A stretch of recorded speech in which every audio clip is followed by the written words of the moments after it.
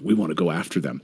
But Poland's not wasting any time. They're lining up now a new tranche of massive amounts of landmines that'll be sitting on the Polish border.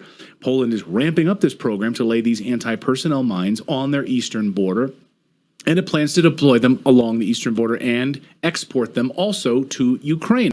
Dr. Mike Krupa, what do you make of this move by Poland? An economy that's in trouble, a people that are not interested in any kind of war with Russia. Why are the leaders in Poland really moving your country towards like a suicide mission? Well, I think it's a narrative that's prevalent in all of Europe. You know, the quicker we're seeing the end of this war, I think the end is nearer than it was, a year or 2 years ago.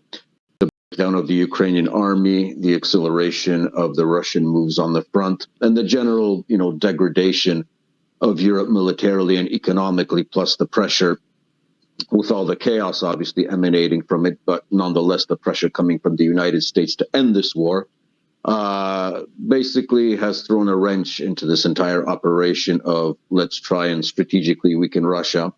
And one of the things that, the governing elites in Europe want to keep is to at least make sure that the public opinion in each of these countries, the major European Union countries, continues to believe that Russia is on the verge of invading the rest of Europe, which is obviously nonsense. It was always nonsense. It behooves, I don't even know how to respond to such a claim because it's just so ridiculous. I mean, there's more rationality to the claim, I think, that Maduro was exporting drugs to the United States than that Russia is planning an invasion of Europe, even though that first statement is also absurd. But I think it's a desperate act. I think it's throwing money into garbage. Obviously, in Poland, we also have our own mini military industrial complex. People need to make money, and the company that is going to apparently supply these anti-personnel mines, from what I read in that Reuters report, is a Polish company. So there's a lot of money to be made.